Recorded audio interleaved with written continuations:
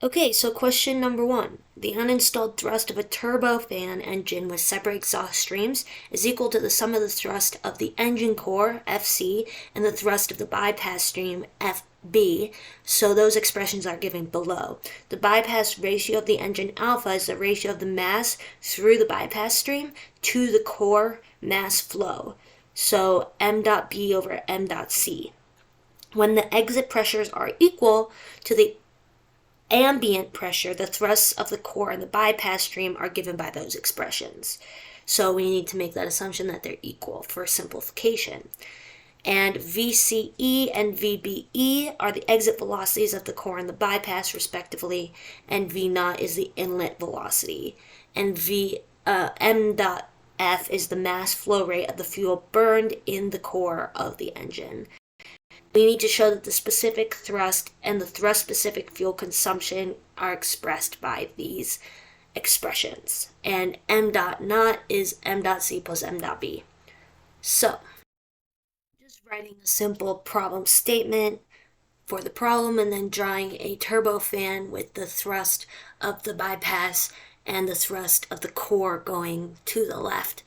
And the main generator, gas generator, is the core, excluding the fan. So the fan goes from 2 to 19 and the core goes from the low pressure compressor to the nozzle at state 9. The governing principles include conservation of mass and momentum, the first law of thermo, second law of thermo, and kinetic theory of gases. The two main ones are conservation of mass and momentum, but I added the other three just for completeness. And then the governing equations for conservation of mass and momentum are given, and then we also need to write down, just for our own sake, some useful equations. So now the total thrust is the thrust from the core and the bypass, so we add them together. We had both of those expressions, so I just added them together, took out 1 over GC because it's a common term, and then I distributed the m dot b and VCE terms, and then I went ahead and grouped the m dot b and m dot c terms, and those are actually missing dots, but those are rates of mass flow. And then I just took out an m dot c and divided m dot f by m dot c because m dot c over m dot c is 1. So now we have this expression that was given to us, m dot naught equals m dot c plus m dot b, and since we've already took out m dot c and m dot b, we can replace that. However, then I divide everything by m dot naught, and this m dot naught times v naught just becomes v naught, and then every other term is divided by m dot naught as well. Now we have this ratio of the mass flow rates that was told to us. Rearrange that for m dot b, put that into the equation for m dot naught, replace it, and then we have m dot naught equals m dot c times 1 plus alpha. And so if we replace these ratios that is in our f over m dot naught equation with this new m dot naught expression, then we get this form of the specific thrust equation, which is what they wanted us to find. Now, finding the thrust-specific fuel consumption, we have this basic equation, m dot f over the thrust, and then just multiply the top and bottom by 1 over m dot naught. And then we have this fraction m dot f over m dot naught and thrust over m dot naught. And then if we use the new equation for m dot naught that we manipulated above, we can replace that. So substituting that into the expression m dot f over m dot naught, we get this. Then just manipulating it a little so that m dot f over m dot c is in the numerator and leaving 1 plus alpha in the denominator. It is now clear that when you replace that numerator fraction in the top and just manipulate the fraction a little, that we get the form that they desired. So you were able to manipulate it, both the expressions for thrust, to get those different variables. Okay, the next question. So a JT9D high bypass turbofan engine at maximum static thrust, so V0 equals 0, on a sea level standard day, has the following data. The air mass flow rate through the core is 247 lbm per second. The mass flow rate through fan bypass duct is 1,248 lbm per second, and the exit velocity from the core is 1,190 feet per second. The exit velocity of the bypass duct is 885 feet per second, and the fuel flow rate through the combustor is 15,750 lbm per hour. So a key distinction for this problem, something that is the hardest part about this problem, is just units and converting them, and also knowing which velocities and mass flow rates are associated with what part of the bypass fan. So that's why the sketch is super important in this problem.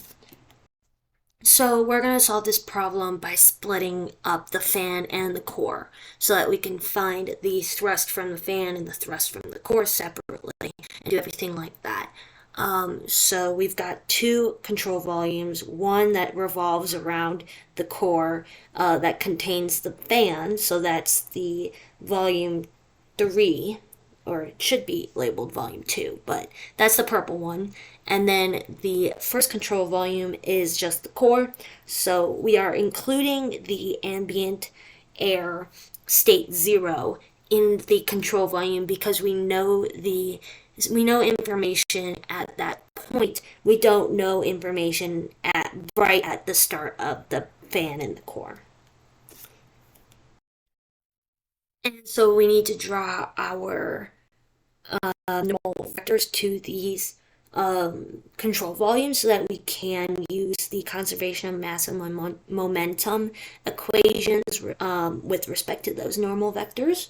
And lastly, a key distinction is the mass flow rate out of the core at state 9, m dot 9c, is not equal to n dot c because we are also adding fuel in the combustor. So due to the conservation of mass, we will see that m dot 9c contains m dot c and m dot f, the mass flow rate of the fuel.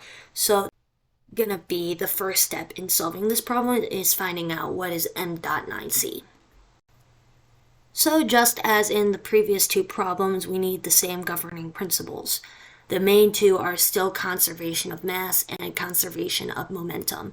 We need conservation of mass because we have mass flowing through this engine, and we're going to use that to find m dot 9c. And we need conservation of momentum because we are working with thrust. We are working with a force. This next step is very crucial in solving this problem. It's figuring out what each of these velocities they gave us mean and where they are with respect to the states of the high bypass turbofan. So m dot c is the air mass flow rate through the core. M dot b is the air mass flow rate through the bypass duct. And V9 is the exit velocity of the core. So at state 9, we can see that that's the nozzle, it's the exit velocity of the core. And we know that the exit velocity of the bypass duct is 888 feet per second, so that's state 19. And 19 is kind of small in the sketch, but it is in the top of the purple control volume at the end of the bypass fan. And lastly, we have the fuel flow rate into the combustor, and that's going to be m dot f. And it's a key thing to note that m dot f is only applicable in the core. The bypass fan does not incorporate fuel, just the core. And so here's the conservation of mass and momentum. And our state assumptions, the engine is stationary, so V naught equals 0, uninstalled thrust, standard atmosphere. It is steady, so all the m dots are constant.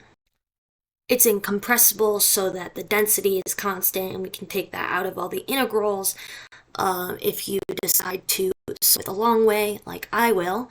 And there's no bleed flow, the fuel flow rate is constant, but you don't need to write that down because you already said it was steady, and that incorporates that.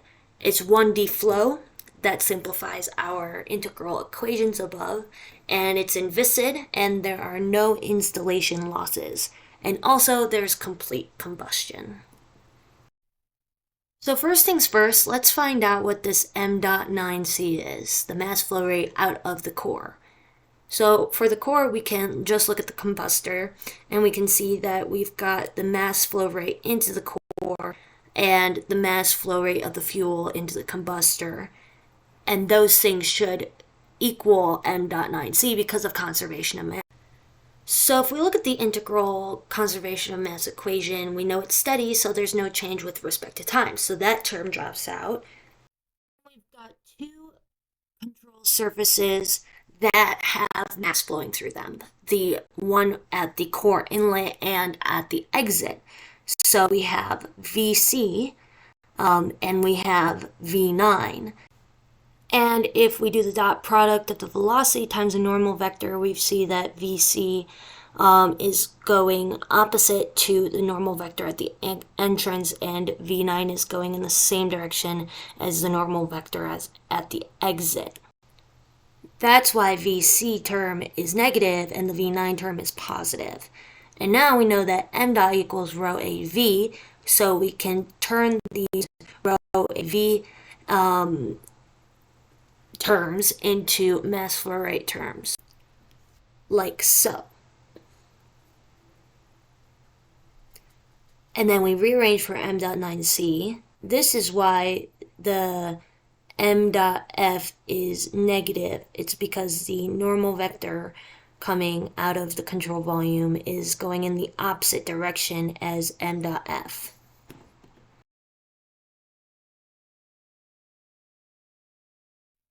Now that we've found m.9c, we can use the conservation of momentum equation to find the thrust.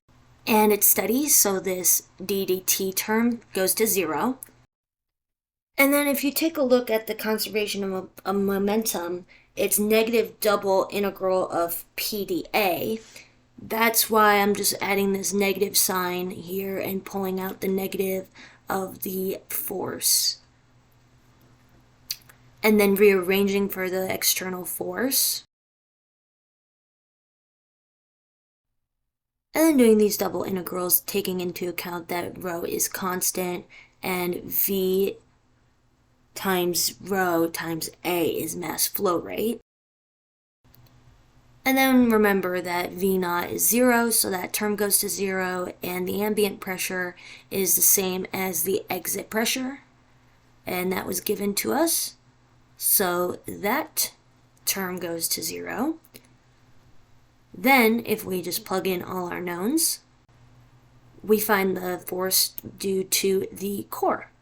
And now we need to find the force of thrust due to the bypass, knowing that V naught is 0 and the ambient pressure and the exit pressures are the same. Those terms goes to 0.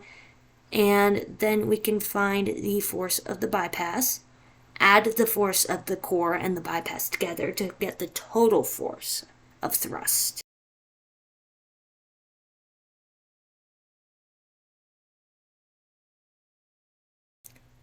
Now we can find the thermal efficiency of the engine.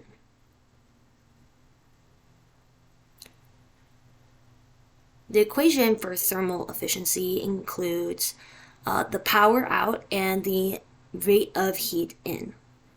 So the rate of heat transfer is equal to HPR times the mass flow rate of the fuel. HPR was given to us in BTU per LBM, and we know what the mass flow rate of the fuel is in LBM per second.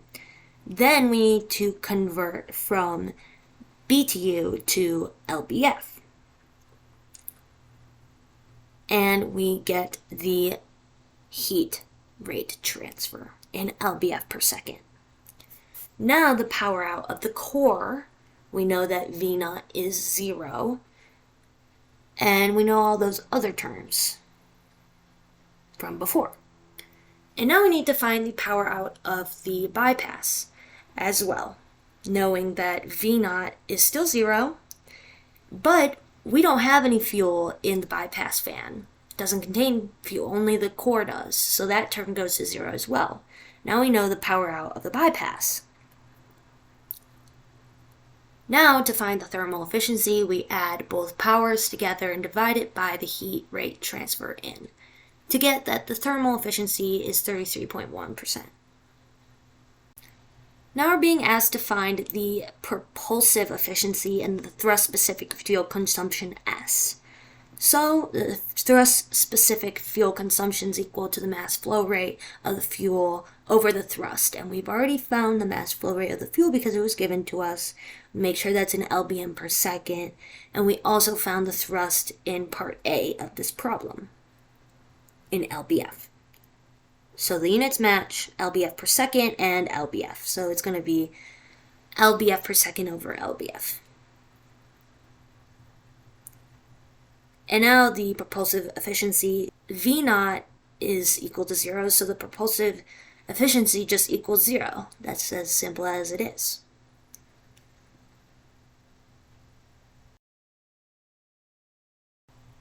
Lastly, we're going to find the specific impulse in seconds of the turbofan. It contains the thrust, or the uninstalled thrust, and the mass flow rate of the fuel. And since we are in English units, we need to include this GC term, and that makes GC over G naught just equal to 1, so it basically just equals the uninstalled thrust over the mass flow rate of the fuel.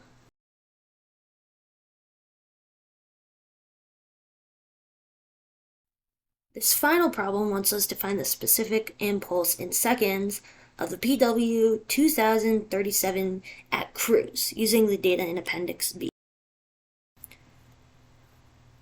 So just a simple problem statement, find the specific impulse at cruise, and then the same sketch as before. Now we're just drawing the velocity of the actual engine, because the engine is moving, whereas before it was not. Same governing principles as previously mentioned in the last two problems, and same governing equations. The useful equations include the specific impulse equation and the thrust-specific fuel consumption equation, and the state assumptions are that it's installed, because it's at cruise. We're not going to have an uninstalled engine flying. That would not be safe. And it's irreversible, 1D steady and viscid flow. And so now we're going to just pull the installed thrust and the thrust-specific fuel consumption out of Appendix B, and we're going to get it in terms of newtons, and then for the installed thrust, we're going to get that in terms of newtons as well, because it was given in kilonewtons, and then newtons are in terms of kilograms. But since thrust-specific fuel consumption is in terms of grams, I'm going to convert that to grams for the installed thrust.